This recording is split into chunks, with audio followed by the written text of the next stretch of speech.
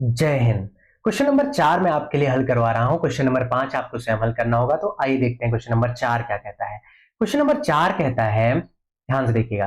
Question number 4 कहता है कि अच्छी प्रकार से फेंटी गई एक ताश की गड्डी में से एक पत्ता निकाला जाता है। क्या किया जाता है? एक पत्ता निकाला जाता है। और हमें प्रायिकता किसकी बतानी है? प्रायिकता यह परिकलित करनी है कि पहला एक इक्का होगा, मतलब 52 पत्तों में से एक पत्ता निकाला जाता है और वो पत्ता इक्का हो, इसकी प्रायिकता क्या होगी?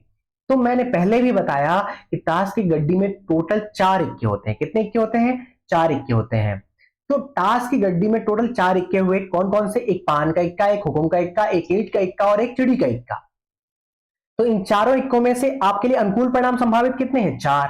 52 में से 4 पत्ते, तो ऐसे संभावित है ना कि इक्के निकल सकते हैं। पर कुल परिणाम कितने हैं? कुल परिणाम आपके लिए है 52।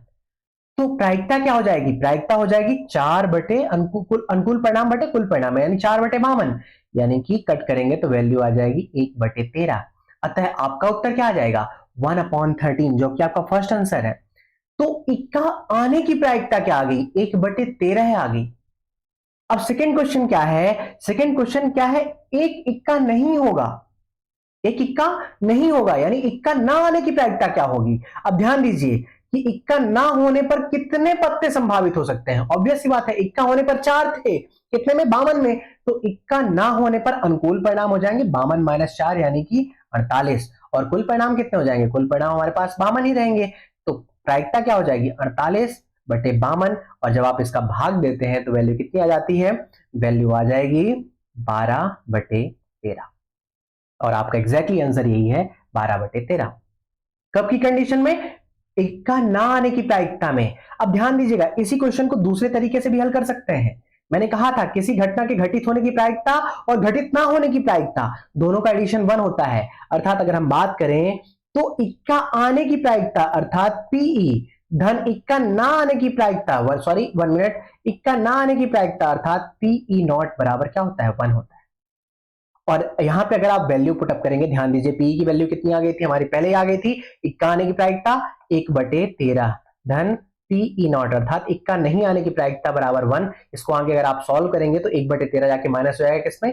पी नॉट इधर ही रहेगा और 1 में 1 बटे 13 माइनस होगा तो वैल्यू फाइनली आ जाएगी 1 बटे 12। यानी कि आपकी ये वैल्यू जो है 1 बटे 12 वो यहां से भी इस तरीके से भी आ रही है।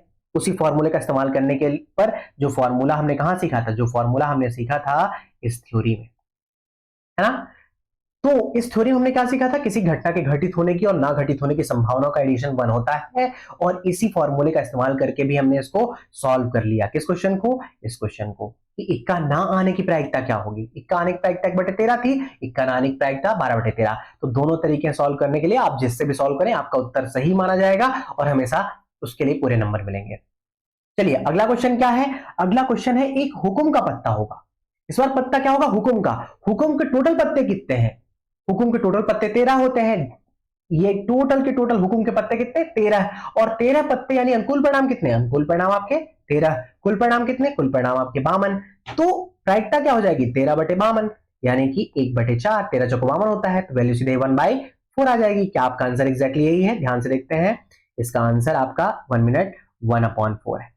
तो हमने तीसरा क्वेश्चन भी सॉल्व कर लिया। इसका चौथा क्या है? एक पान का पत्ता होगा और एक पान का पत्ता नहीं होगा। ये आपको करने हैं। 3 मैंने करा दिए, 2 आपको करने हैं। आपको सीखना है कि कैसे क्वेश्चन हल करें। एक क्वेश्चन के अंदर 5-5 क्वेश्चन है और ये क्वेश्चन सभी 3-3 नंबर के आ सकते हैं या टोटल टोटल कितने में आ सकते हैं? 11 नंबर का भी क्वेश्चन आ सकता है, 15 नंबर का भी क्वेश्चन आ सकता है और हो सकता है कि 6 नंबर का भी क्वेश्चन आ जाएगा। 19 के मेंस की हम बात करते हैं तो इसलिए ऐसे क्वेश्चन को सॉल्व करेंगे, ठीक है ना? चलिए बढ़िया। अब हम देखते हैं क्वेश्चन नंबर कौन सा? 5वां मैंने कहा था आपको सॉल्व करना है। छठा क्वेश्चन मैं कराता हूं। छठा क्वेश्चन क्या कहता है? इसको थोड़ा सा और प्यार से सॉल्व करेंगे। क्वेश्चन नंबर 6 कहता है कि एक बक्से में 3 नीले 2 सफेद और 4 लाल कंचे हैं। क्या है? 3 नीले 2 सफेद और 4 लाल कंचे हैं। इस बक्से में एक कंचा यादृच्छा यादृच्छा यानी रेंडमली, कैसे? रेंडमली निकाला जाता है और आपको बताना है कि क्या प्रायिकता, इसकी प्रायिकता क्या होगी कि कंचा सफेद हो, कि कंचा नीला हो, कि कंचा लाल हो। और चलिए एक और मैं क्वेश्चन जोड़ देता हूं, क्वेश्चन नंबर 4 कि कंचा लाल नहीं हो, लाल नहीं हो। ये चौथा आपको करना होगा। 3 मैं कराता हूं, कैसे? ध्यान दीजिएगा। पहला क्या है कंचा सफेद हो। पहले ये समझते हैं कि क्वेश्चन क्या है। क्वेश्चन को समझने के लिए पहले जरूरी है कि एक बक्से में क्या रखा हुआ है, 3 नीले कंचे। अगर आप ध्यान से देखें तो 1 2 और 3 नीले कंचे हैं। 3 नीले कंचे हैं, बिल्कुल है। और 2 सफेद कंचे हैं, 1 और 2, ये सफेद कंचे हो गए। और 4 लाल कंचे हैं, 1 2 3 4। इस बक्से में कंचे, टोटल कंचे कितने हो गए? 3 2 5 4 9। तो टोटल कंचे हो गए 9।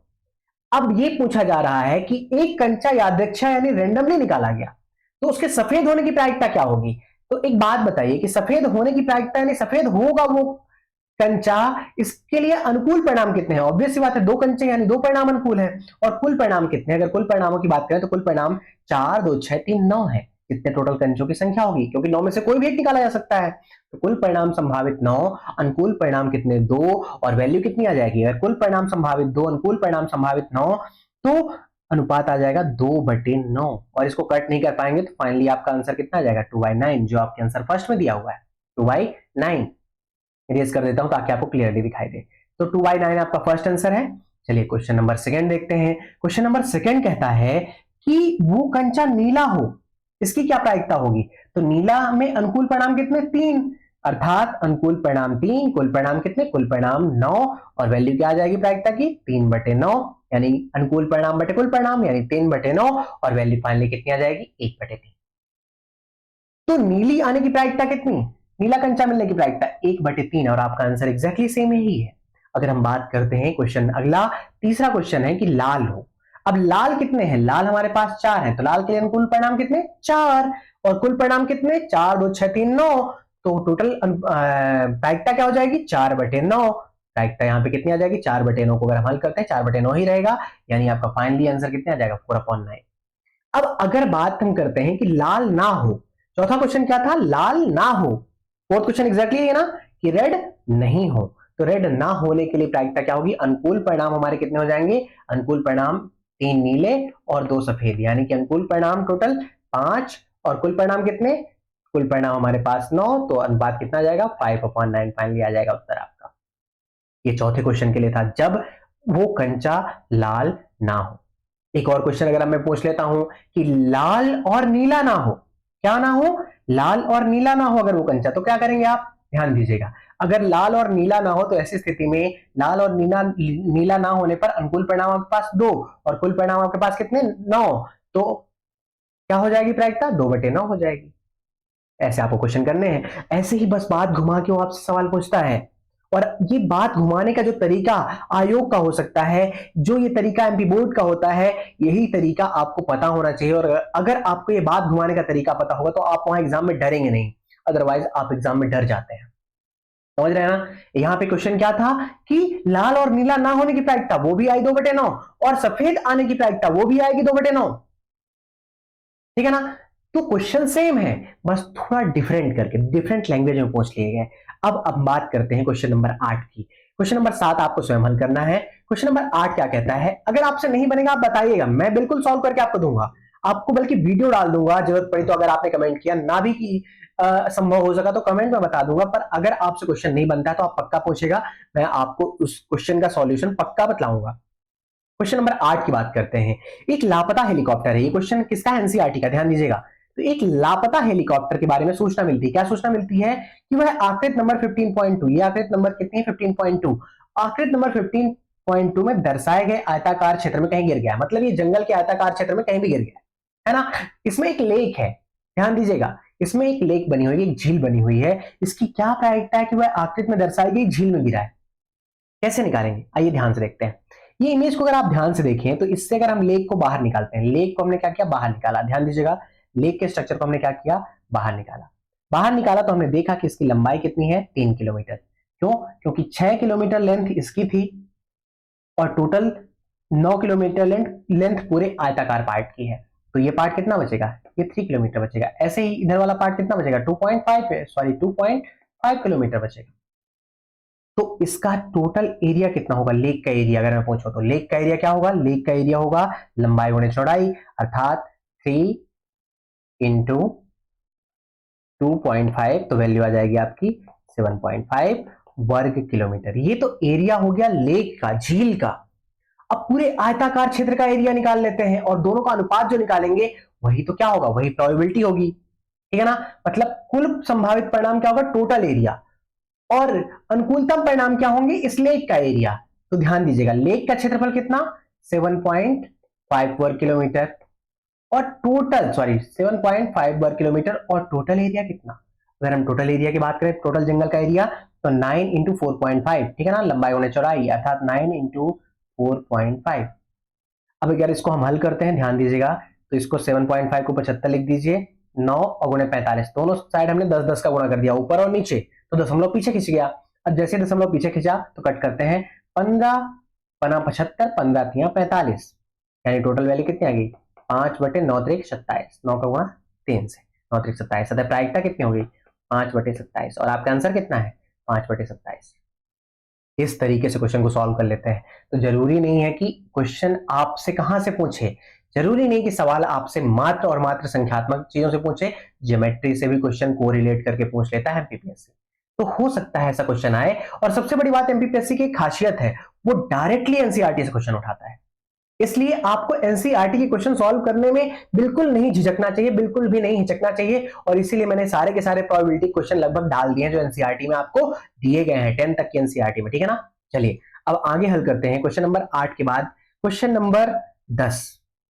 क्वेश्चन नंबर 10 थोड़ा इंपॉर्टेंट है, और इस टाइप के क्वेश्चन थोड़ा सा कॉम्प्लेक्स हो जाते हैं, कठिन हो जाते हैं। इस क्वेश्चन को ध्यान से देखिएगा। 10वां क्वेश्चन क्या कहता है, 10वां क्वेश्चन कहता है, यहां पे नहीं, यहां पे देखते हैं, एक स्लेटी पासे और एक नीला पासा, दो पासे फेंके जा रहे हैं। अभी तक हमने क्या किया था, एक पासा फेंका जा रहा था या एक सिक्का फेंका जा रहा था, यहां पे दो पासे फेंके जा रहे हैं, एक स्लेटी और एक नीला। ये रहा स्लेटी और ये रहा नीला, स्लेटी यानी ग्रे कलर का, और नीला हमारे पास सामने, दोनों प्रकार के पासे फेंके जा रहे हैं, एक साथ फेंके जा रहे हैं। सभी संभावित परिणामों को लिखिए, और इसकी क्या प्रायिकता है कि दोनों पासों की संख्याओं का योग, पहला क्या है, 8।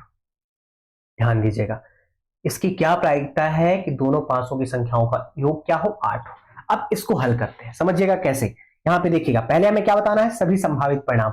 संभावित परिणाम क्या हो सकते हैं, ये संभावित परिणाम की टोटल कंप्लीट टेबल बनी हुई है, इस टेबल की स्टडी ध्यान से कीजिएगा। तो समझते हैं, जब स्लेटी पासे में मात्र एक आता है, एक, हर जगह एक, तब नीला पासा में अलग अलग वैल्यू आए, तो पहला कपल क्या बनेगा, पहला जो वो जोड़ा बनेगा वो क्या बनेगा, 1-1 बन सकता है, 1-2 हो सकता है, 1-3 हो सकता है, 1-4, 1-5, 1-6, ये संभावित है। मतलब टोटल 6 परिणाम कहां से बन गए, यहां पे मिल गए, 6 परिणाम हमारे मिल गए यहां पे। अगर हम बात करें, अगर स्लेटी पासे में जब दो हो, हमेशा दो हो, तो 2-1 आ सकता है, 2-2 आ सकता है, 2-3 आ सकता है, 2-4, 2-5, 2-6, इस तरह से टोटल संभावित परिणाम कितने हो जाएंगे, 6। ऐसे ही जब स्लेटी पासे में 3 हो तो 3-1, 3-2, 3-3, टोटल 3-6 तक, यानी टोटल संभावित परिणाम 6। यहाँ पे भी 6, यहाँ पे भी 6, और यहाँ पे भी 6। स्लेटी पासे में वैल्यू अलग अलग चेंज हो रही है, नीले पासे में वैल्यू अलग अलग चेंज हो रही है, और कुल संभावित परिणाम कितने हो जाएंगे, 6 या टोटल 36। ध्यान दीजिएगा, कुल संभावित परिणाम कितने हो पा रहे हैं, कुल संभावित परिणाम 36 हो जा रहे हैं। अब सवाल क्या है, सवाल पहला है कि संख्याओं का, दोनों की संख्याओं का योग 8 हो। अब 8 कब योग होगा, चलिए चेक कर लेते हैं। पहली कंडीशन अगर हम बात करते हैं, 1 मिनट, 8 योग कब होगा, 8 योग होगा, ध्यान दीजिएगा, 8 योग होगा जब आपकी वैल्यू या तो 4-4 हो दोनों में, या फिर 1 मिनट, या फिर 3-5 हो, या फिर 5-3 हो, या फिर 6-2 हो, या 2-6 हो। इतनी ही पॉसिबल संभावनाएं हैं, इससे ज्यादा आपको कोई भी नहीं मिलेगा ग्रुप। तो अनुकूल परिणाम कितने हो गए, जहां टोटल 36 परिणाम थे वहां अनुकूल परिणाम आपके पास 5 है। तो अनुकूल परिणाम आपके पास 5 और कुल परिणाम आपके पास 36, तो अनुपात क्या होगा, 5/36 होगा।